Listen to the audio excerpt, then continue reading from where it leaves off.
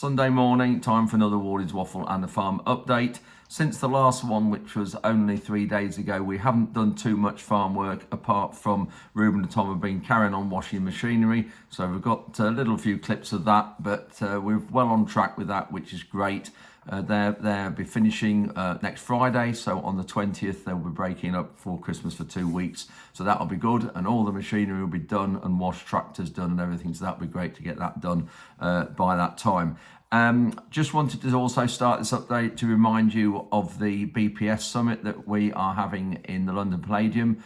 By the time you see this, it'll be tomorrow, Monday the 16th of December, and that is 12 o'clock till 3 p.m. in the London Palladium, and we're looking at all other businesses affected by the budget, and we've got case studies. Everybody's coming who represent other businesses, so please come along. The link to register for that event, it is free in London. The registering link is below this video description, so please click on that to register. It'd be great to see as many of you as possible in the audience. That'll be great. So that's that thing. Now also in this update, I just wanted to touch on the good and bad of YouTube. I've had some letters this week, which is great. I always receive letters. I've had 3 actually.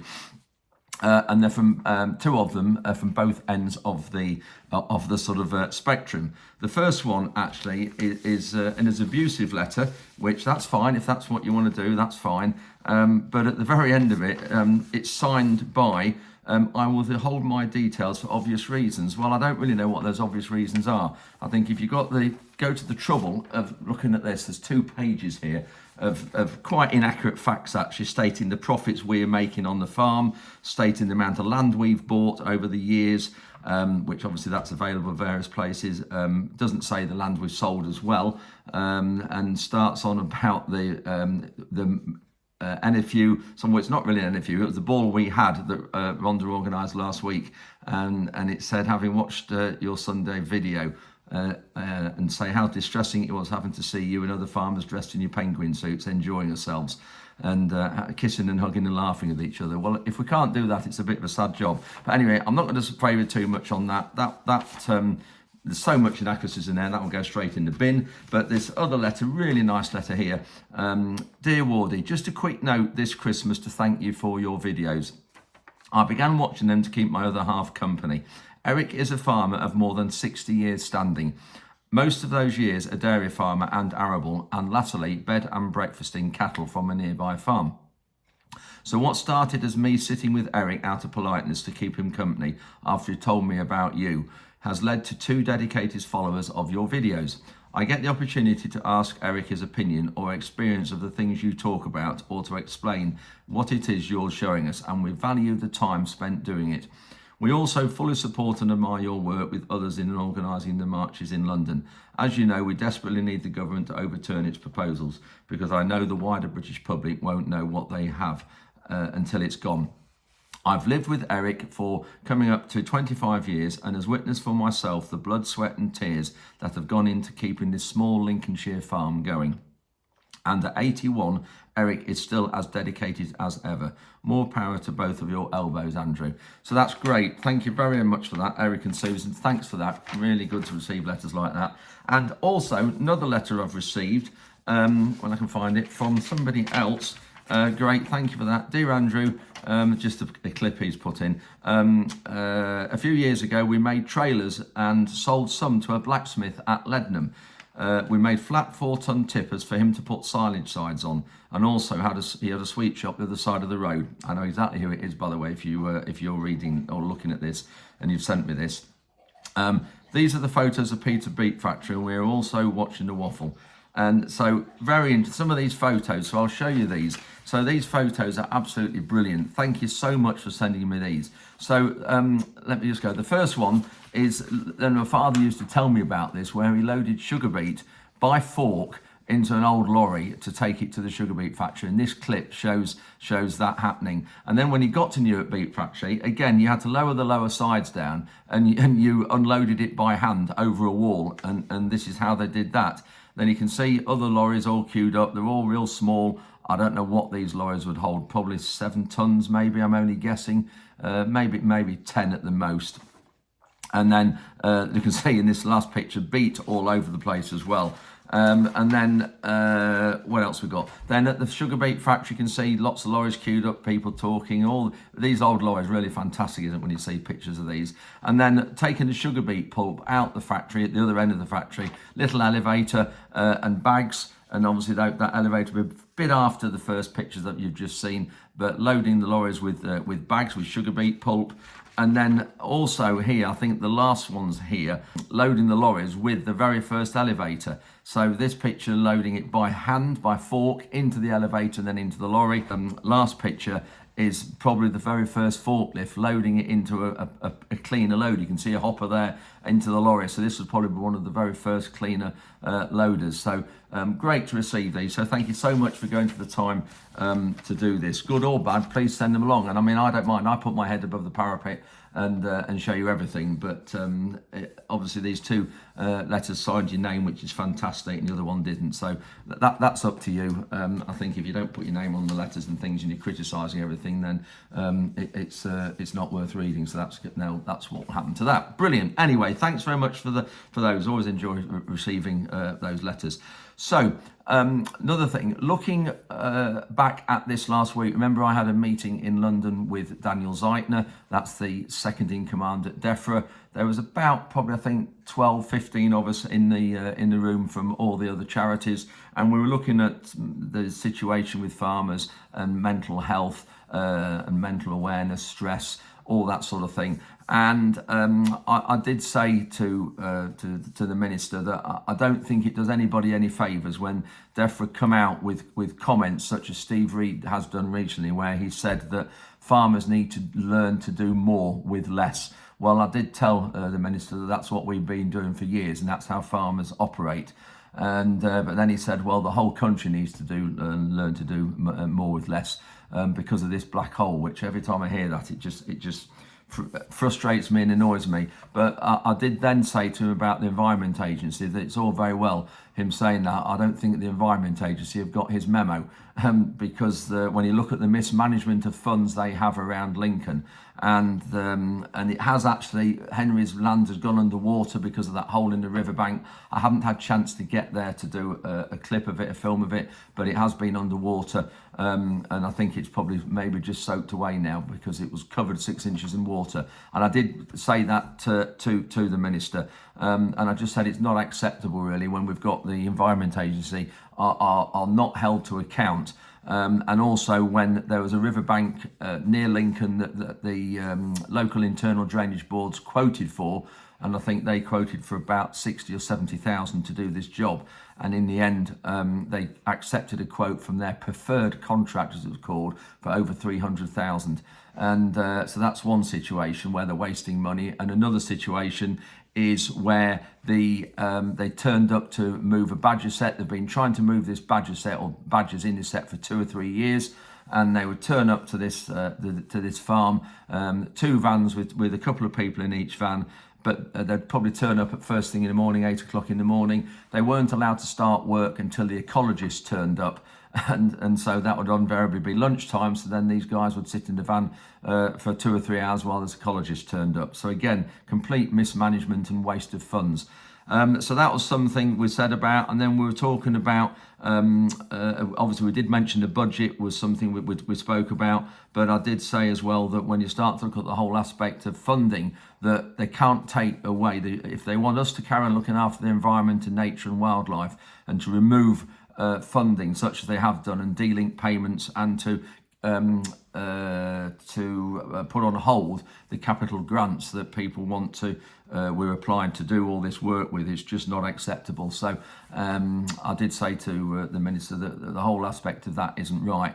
And then at the end, I did have his, I don't know whether it's private secretary or one of his team, come up to the end and say they are concerned about some of the things I'd said, because I also mentioned about this riverbank that had still got a hole in it, and it had a hole for well in a year, and the water was pouring out over Henry's land, and they couldn't believe that the Environment Agency hadn't mended it because they said they hadn't got enough money. So they did want some details of that from me, so I will supply that, but whether it will make any difference or not, we shall see.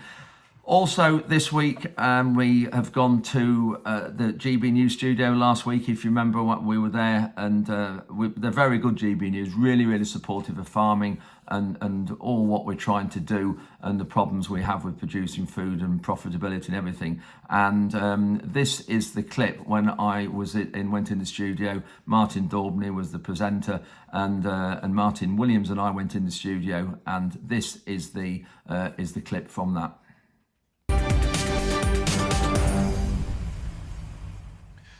Thank you, Sam. Now, furious farmers descended on Westminster earlier on today to continue their protests against the government's changes to the inheritance tax rules. And this is the latest in a number of UK-wide rallies over the last few weeks, with an estimated 20,000 farmers arriving in central London, of course, over the past month. And one farmer made it very clear of what he thought about the government's attitude towards British agriculture.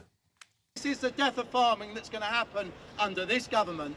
So we want to mark that. But once we get to Parliament, you give them what for. We're here to make a noise. This is a war, we will win, and the government will do a U-turn. That is determined by all of us to push that. And of course, there is Matt Cullen and Liz Webster in the background, the organisers of today's event, and they've been in this studio. But are they getting their message across? Well, join me in the studio are two of the farmers who were at that protest earlier on today, Martin Williams and Andrew Ward. Gentlemen, welcome to GB News. Andrew, let's start with you. So I was at the protest earlier on. It seemed quite joyous in its mood, a carnival atmosphere, the farmers blasting their horns away, tinsel around their cabins. For now, the mood is pleasant, but it is an escalation. Last time, 20,000 farmers on foot. This time, the heavy machinery rolls in, but they didn't have any slurry spreaders attached on the back. They didn't have any barrels of you-know-what attached on the back either. For now, the mood is good. How long will that mood last if the government doesn't listen?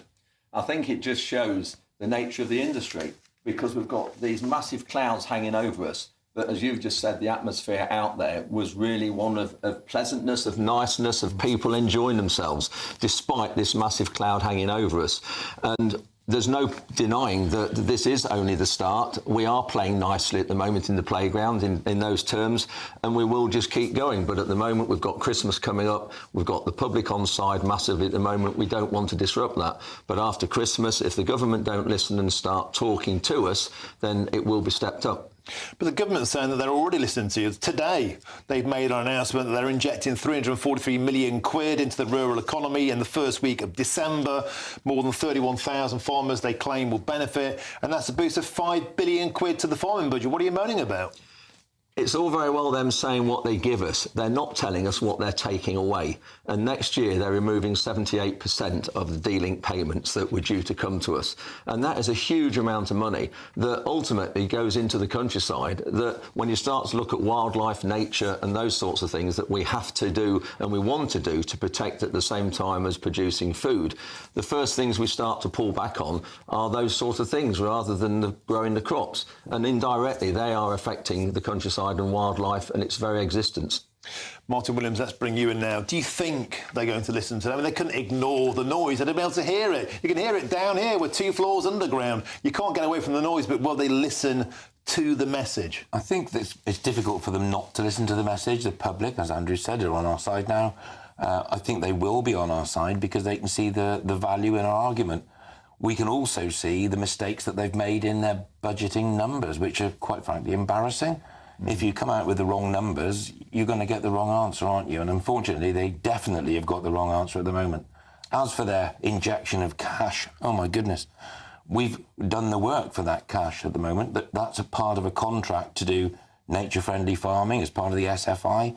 That is a contracted amount of money. It is nothing new. It's just a absolute smokescreen. Do you think, the question is to both you gentlemen, a lot of people that find themselves as new leaders of this movement, Matt Cullen, Liz Webster, Clive Bailey, Ollie Harrison is coming in at 5 o'clock. They've come from nowhere to become standard bearers, what feels like a more, I wouldn't say militant, but a more proactive movement of farmers. Is that needed in Britain? Is there a feeling that the National Farmers Union is sort of playing too cosy with government? Are we ready to get a bit more militant in Britain, as we've seen happen in France and across the continent?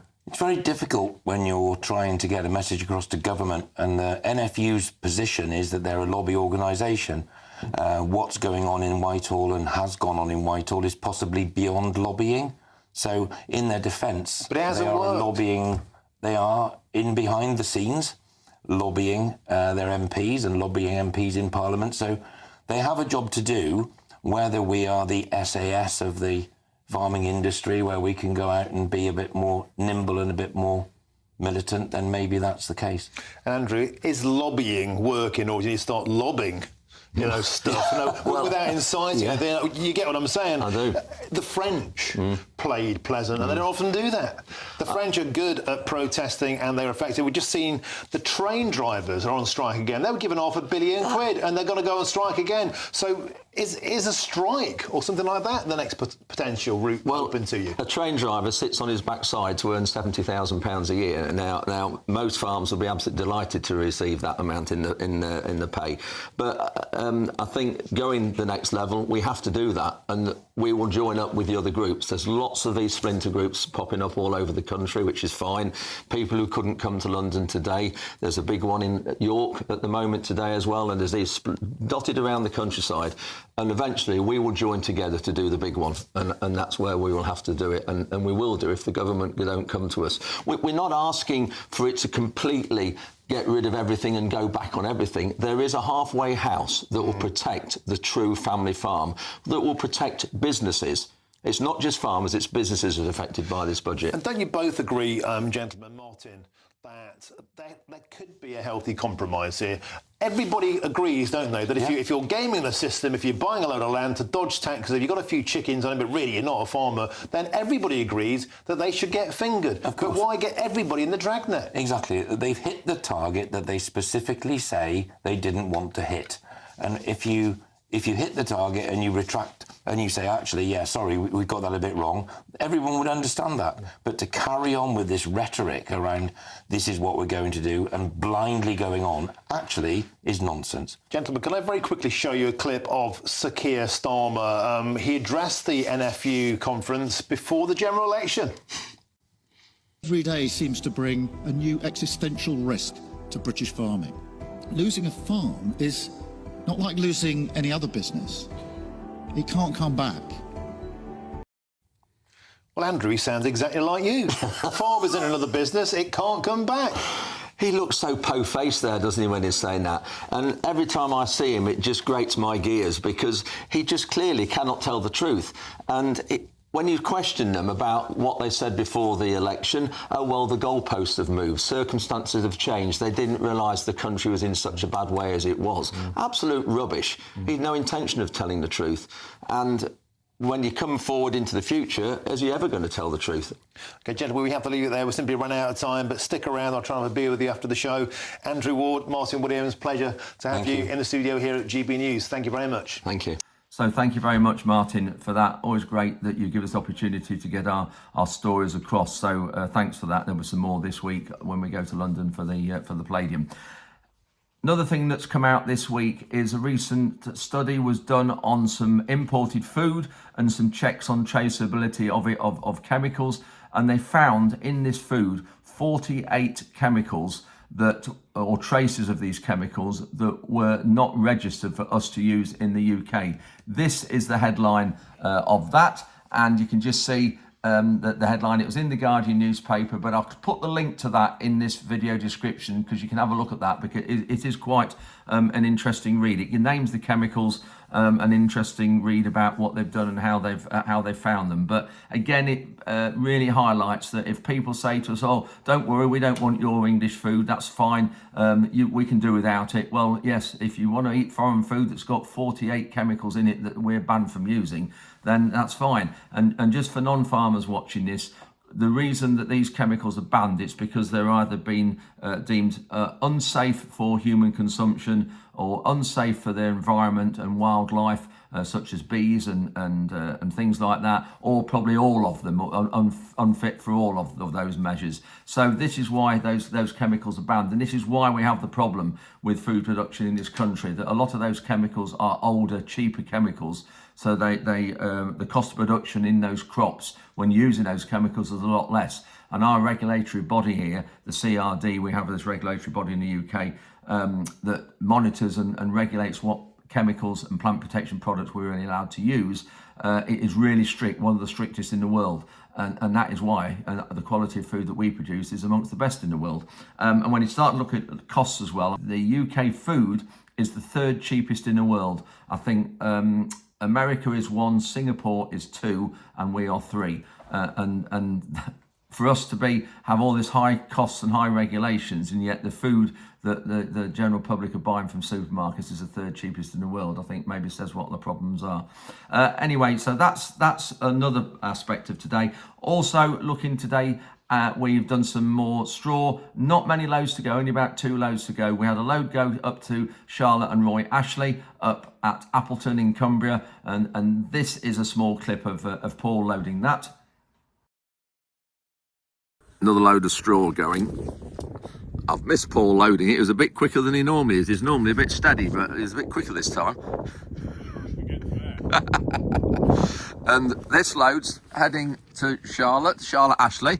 It's not Kirkby Stephen, it's Appleby, that's it, Appleby. Just up the 66 towards Penrith. So that's where this load's going. Top quality barley straw. How many's on here, Paul? 52.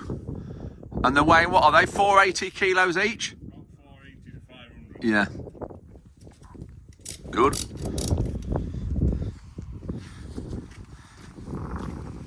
So, Paul, you put a strap on each line, Yep. and then cross it round the back.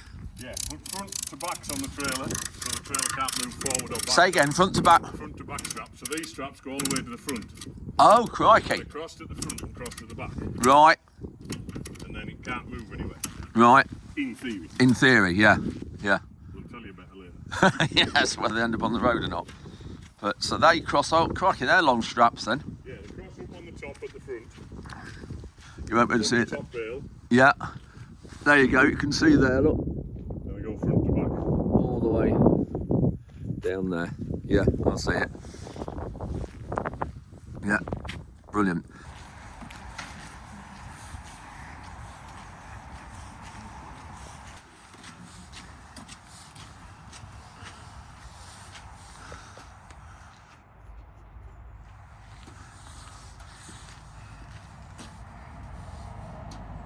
And actually, just while we're talking about that, Charlotte and Roy are doing some food hampers, food boxes for food banks, and I've put them in touch with the City Harvest food bank in London that we did the rally with on November the 19th, where some of you brought down that food. Thank you very much for that if you brought some. 6.7 tonnes of food altogether. So I've put Charlotte and Roy in touch with them, and they're going to be looking at the food that they're being donated. Lots of vegetables, lots of potatoes.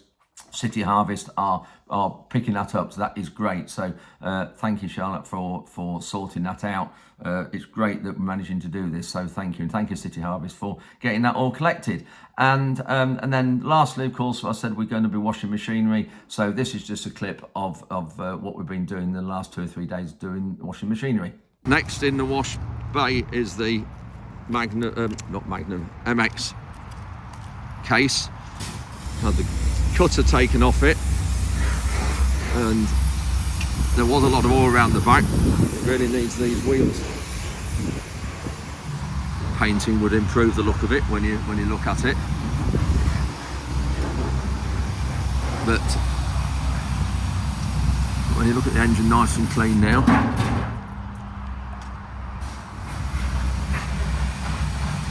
And actually this grill as well looking a bit rusty. It'd pay to maybe have that done as well, smarten it up. And the bonnet polished when we get it in the workshop and get it dry.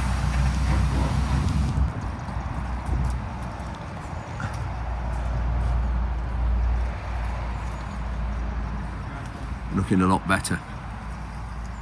Just driving round, and another group of English partridges here.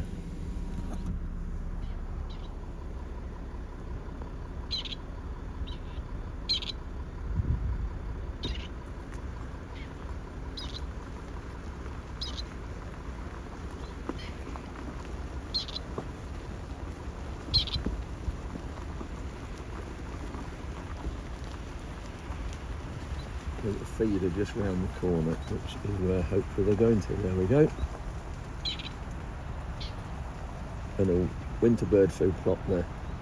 So that's it. Thanks very much for watching. If you've made it to the end, bit of a slightly different update. So we haven't had too much going on outside the last few days. Next week we'll have a bit more before Christmas final update, and hopefully those fields that we've seen that I showed you last week, when they're just starting to germinate, they'll be a green over hopefully, because it is quite mild at the minute. So that's great. Anyway, thanks ever so much for watching. And I'll put the link to the Palladium Business Property Relief Summit, which is on the 16th of December. So if you're watching this on Sunday, that is tomorrow, 16th of December, 12 till 3 o'clock. It is free. The link to register for that is in the video description below. Please also look at that report on the 48 chemicals that were found in imported food, and the chemicals we're not allowed to use, banned from use here. So please look at that report, because that is quite an interesting report as well. Anyway, that's it for now. Hopefully we'll see some of you in London on Monday, and if not, we'll see you on the update I do for this, which will probably be Tuesday or Wednesday night. Thanks for watching, and we'll see you in London.